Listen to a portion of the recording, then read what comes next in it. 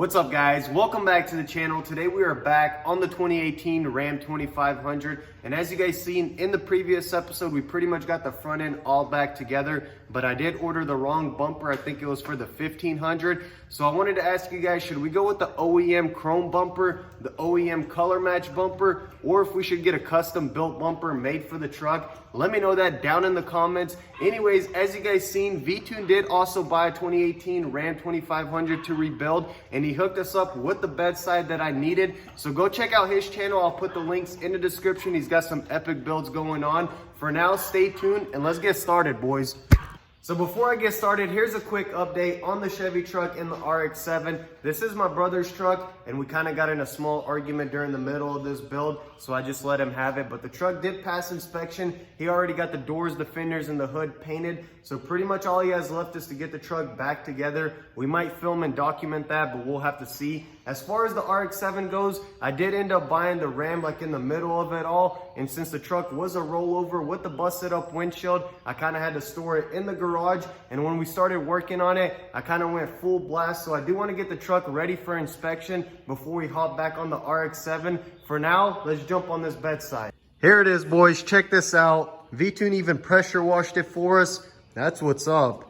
But this sucker's in really good condition. It's got one little dinger right over here, which should get popped out once we get the skin off. For now, let's jump on all these trim pieces, get those off, and reveal all the spot welds.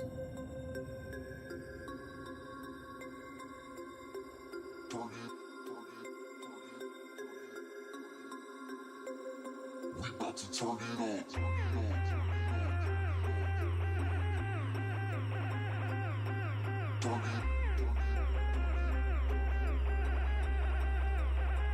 About to turn it on.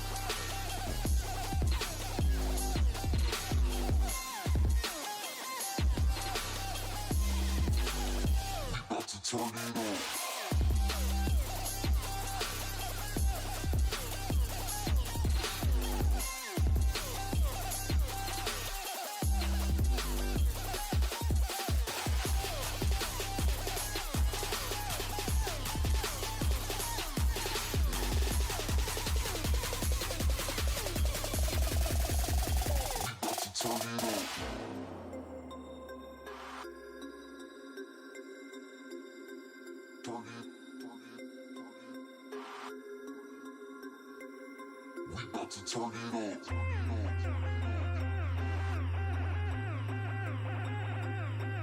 Turn it on.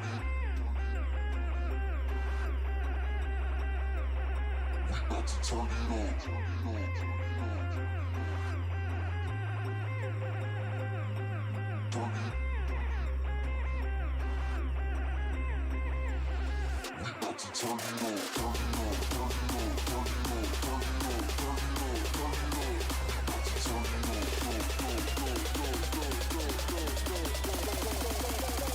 about to turn it on.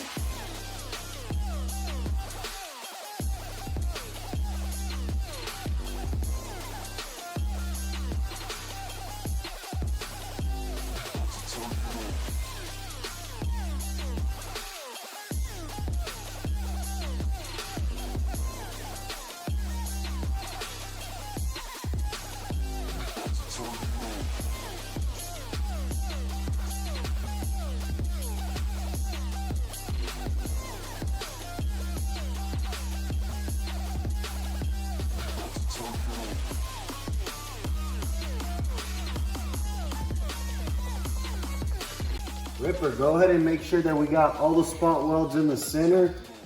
Check them out. Oh man, he's trying to growl at me. Check that out.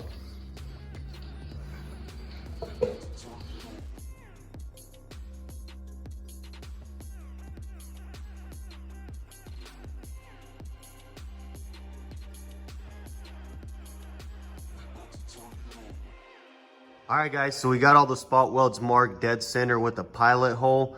Now we're gonna go back and finish everything off with the spot weld cutter. And I will be using the DeWalt brushless and the Milwaukee Fuel. I have a pretty good idea on how the Milwaukee performs, but we're gonna put the DeWalt to the test. All right boys, check this out. We got the skin off. I did have to use a little bit of heat in this area right here to kind of melt some of this foam or glue, whatever you wanna call it. That's pretty much standard on all quarter panels. One thing I do like about the spot weld cutter is that you don't have to really pry on any of the metal. It just kind of like pops out all at once. So we didn't cause any damage. But the thing I don't like is the size of the holes. And if you look right over here, if you do get carried away and do this right here like I did, it will be a little bit tricky to get welded back up. But on the bed that we are using, I just took my time and used a 5/16 drill bit so the holes look more like that right there, giving us a little bit more skin to weld onto. The DeWalt drill did a really great job. It is a little bit lighter, even with the 5.0 battery and the Milwaukee having the 2.0. It does feel a little bit better on the handle, and I noticed the motor doesn't get as hot on the DeWalt, so I kind of like that a little bit more. But this is the Fuel Milwaukee. That's pretty much top of the line. And then I'm not sure if DeWalt has something like that. So cool fact here, this was like my first power tool right over here. And I always hated it because of the size of the battery. I mean, check that thing out. And these batteries sucked. I had like 6 of them go bad on me. Anyways, it is up to you guys on which power tools you want to stick with. Both of them do get the job done. But check this out, guys. We did build a custom homemade bed dolly.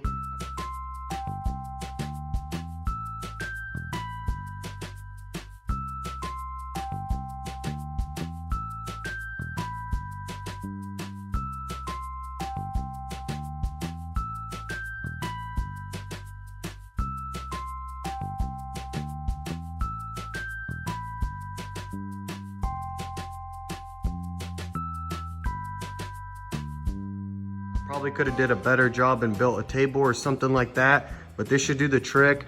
All I did was just use some Harbor Freight car dollies, welded a piece of metal to that, and then welded the jack stands to the metal. We also went ahead and pre-drilled a hole. That way we could secure the bed and move it around if we need to. So we're gonna go ahead and get all this set up, and I'll pick you guys up from there. All right guys, so we got the bed closer to the garage, and the custom built homemade bed dolly is doing the trick. I just got it bolted down just like that. I didn't really want to bore you guys with any more drilling, so I just kind of went at it. And you can kind of see, you can go a little bit more hardcore on the damaged skin. So let's go ahead and pop this sucker off and keep moving from there.